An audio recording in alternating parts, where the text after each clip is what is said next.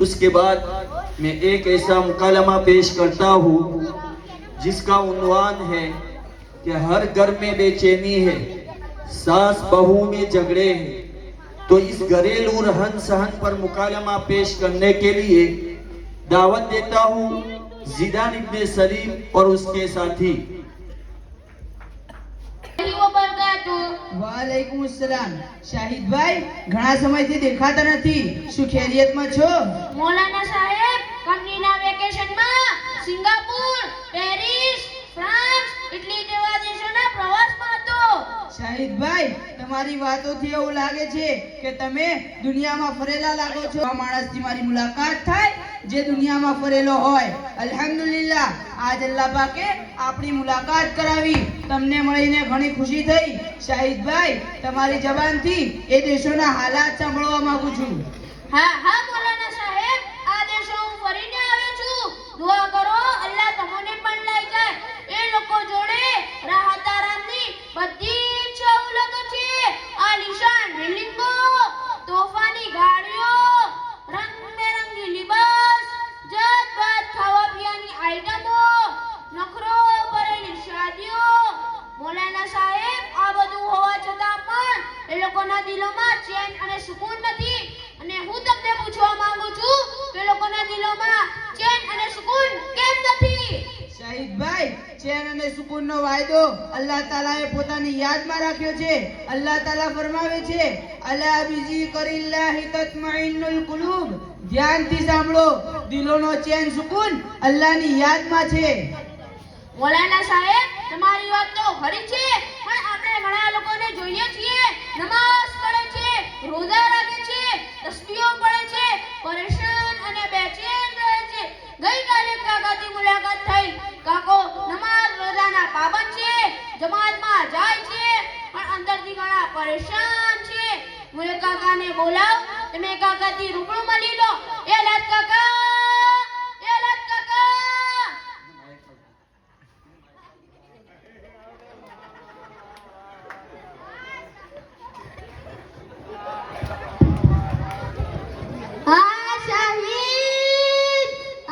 શાહિદ આયો। અલા કાકા કાલે તમે મને જે કારગુજારી સંભળાવી હતી આ મૌલાના સાહેબને સંભળાવો। અસ્સલામુ અલૈકુમ મૌલી સાહેબ। વાલેકુમ અસ્સલામ। ચમલાત કાકા ખૈરિયતમાં છો? હું ખૈરિયત અલા મૌલવી। નમાજ પઢીએ છીએ, રોજા રાખીએ છીએ અને અલ્લાહ અલ્લાહ કરીએ છીએ।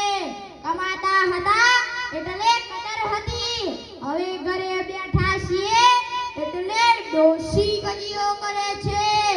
3 દીકરા અને 1 દીકરી છે।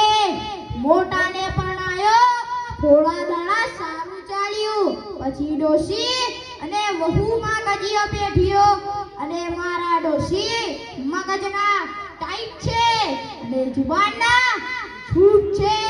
ડોશીને સમજાવીને થાક્યો કે ડોશી વહુ તો છોડીના બરાબર છે, પણ ડોશીને જરાય સમજમાં આવ્યું નહીં અને છેવટે છોકરાને જુદું આપવું પડ્યું।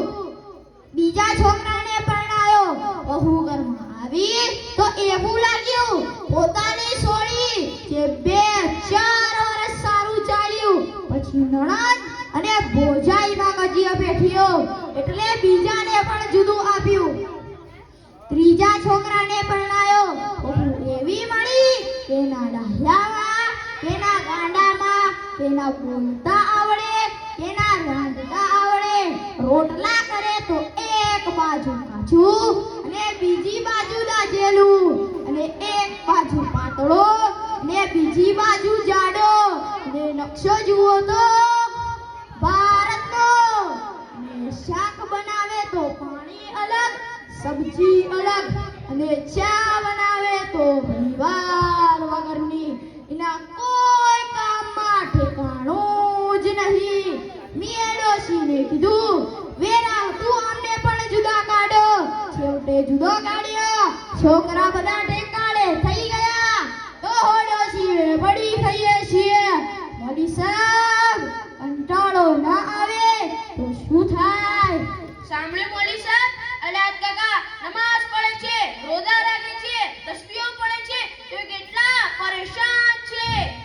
મૌલવી સાહેબ, આ તો છોકરાઓનું સાંભળ્યું, હજુ તો છોડીનું બાકી છે.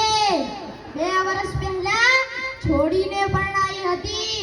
એના ઘેર રોજના રોજ કડિયા, કદી હાહરો બોલે, કદી હાહુ બોલે, કદી નણંદોનો ત્રાસ, કદી જેઠાણીનો ત્રાસ, અને જેઠ આવે તો જેમ ફાવે તેમ બોલે, અને દિયોરોનું તો પૂછો જ નહીં.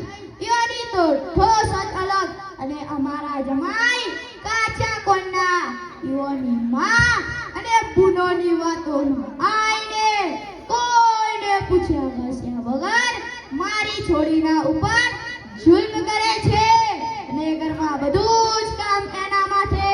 છોડી 3-4 વખત ઘરે આવી ને સમજાવી પાછી કાઢી કે બેટા તડકા પછી છોડો આવે. આટલી સમજાવવા પછી પણ છોડીને ના ચેન ના સુકૂન ના રહેવા દીધી અને છોડી ઘેર આવી. બોલી સર, આ બધા ડખાથી તો હેરાન પરેશાન થઈ ગયો છું. કોઈ સમજમાં જ આવતું નથી. સાંભળે મોની સાહેબ, અલાદ કાકા જિંદાર હોવા છતાં કેટલા પરેશાન છે. શાહિદભાઈ, આપણે જે હાલાત કાકાના હાલાત સાંભળ્યા, આવા હાલાત ઘણા બધાના હશે કે નમાજ પડે છે, રોજા રાખે છે, તસબીહો પડે છે, પણ તોય એમના ઘર કજિયાઓથી ભરેલા હોય છે. એનું કારણ જ એ છે કે આપણે નમાજ રોજાનું જીવન જીવીએ છીએ. ખાલી નમાજ રોજા દીન નથી. દીન તો 5 શોબાનું નામ છે: ઈમાનિયાત, મુઆમલાત, ઇબાદત, મુઆશરત, અખલાકિયાત. અને એની મુફસ્સલ અને તફસીલ બતાવવાથી વાત બતાડવા માટે મારા પાસે ટાઈમ નથી, કારણ કે 2 વાગે મારી ફ્લાઇટ છે.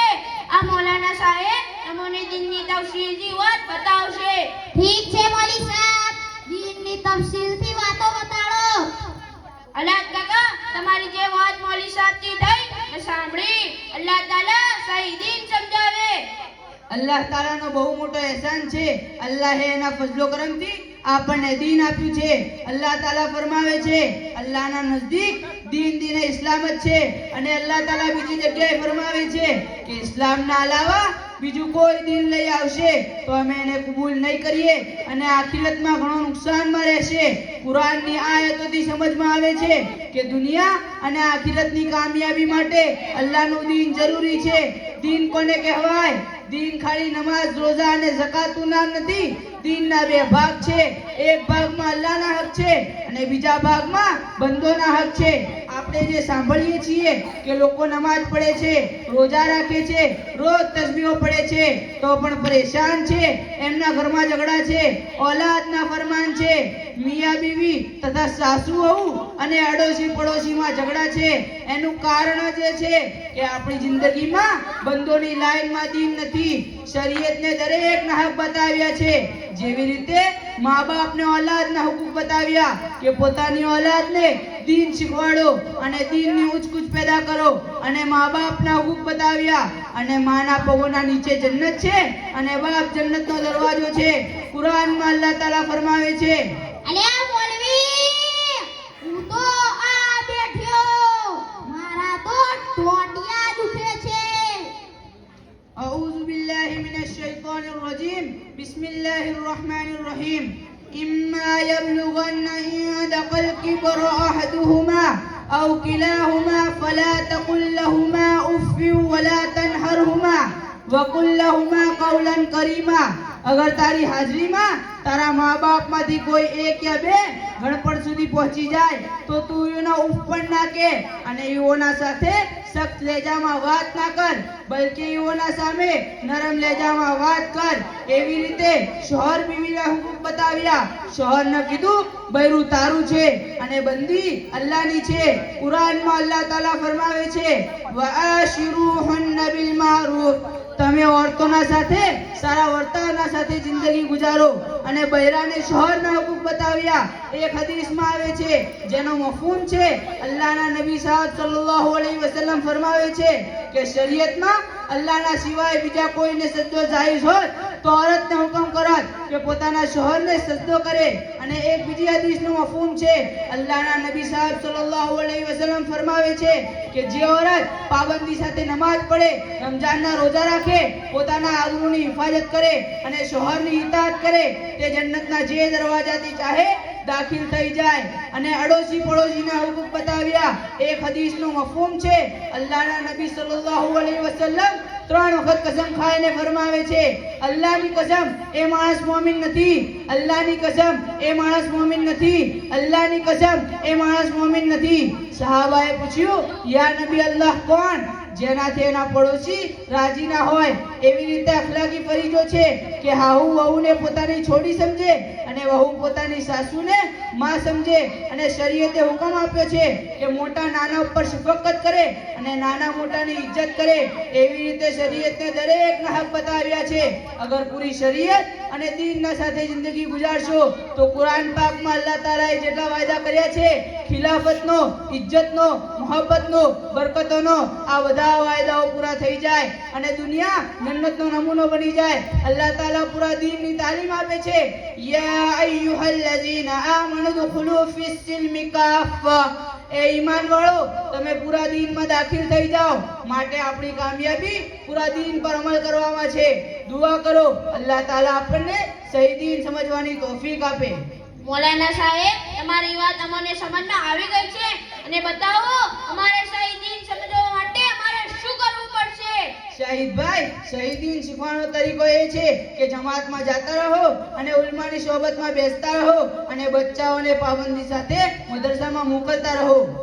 મૌલાના સાહેબ, અમે દિલથી બાકી નિયત કરીએ છીએ દીન સમજવા, દીન પર અમલ કરવા માટે ઇન્શાઅલ્લાહ જમાતમાં જતા રહીશું, ઉલમાની સોબતમાં બેસતા રહીશું અને ઘરોમાં તાલીમની ફિકર કરતા રહીશું અને બચ્ચાઓને પાબંદી સાથે મદ્રસામાં મોકલતા રહીશું. ઠીક છે મૌલાના સાહેબ? અસ્સલામુ અલૈકુમ વરહમતુલ્લાહિ વબરકાતુહુ. વાલૈકુમ અસ્સલામ વરહમતુલ્લાહિ વબરકાતુહુ. અલે મૌલવી